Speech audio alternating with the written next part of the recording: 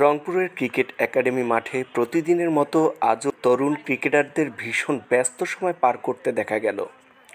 Batting, bowling কিংবা fielding সব কিছুতেই তারা নিজেদের দক্ষতা বৃদ্ধির জন্য নিরলসভাবে পরিশ্রম করে চলেছে। তাদের লক্ষ্য একটাই, বাংলাদেশ জাতীয় দলে জায়গা করে নেয়া এবং দেশের প্রতিনিধিত্ব করা।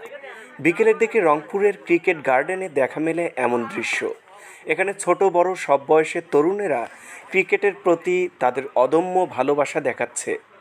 কেউ ব্যাট হাতে ব্যস্ত, কেউ বোলিংয়ের ফর্ম ঠিক করতে মগ্ন, আবার কেউ কেউ ম্যাচ বিশ্লেষণে ব্যস্ত। তরুণদের প্রত্যেকেরই চোখে একটাই স্বপ্ন, বাংলাদেশের জাতীয় দলের নেতৃত্ব দেওয়া। তাদের এই কঠোর পরিশ্রম আর অঙ্গীকার দেখে সহজেই বোঝা যায় তারা প্রত্যেকে নিজেদের স্বপ্ন পূরণে কতটা নিবেদিত। খেলাভাগ আশা করছে এই তরুণদের স্বপ্ন একদিন বাস্তবে পরিণত হবে এবং তারা দেশের ক্রিকেট ইতিহাসে নতুন দিগন্ত উন্মোচন করবে।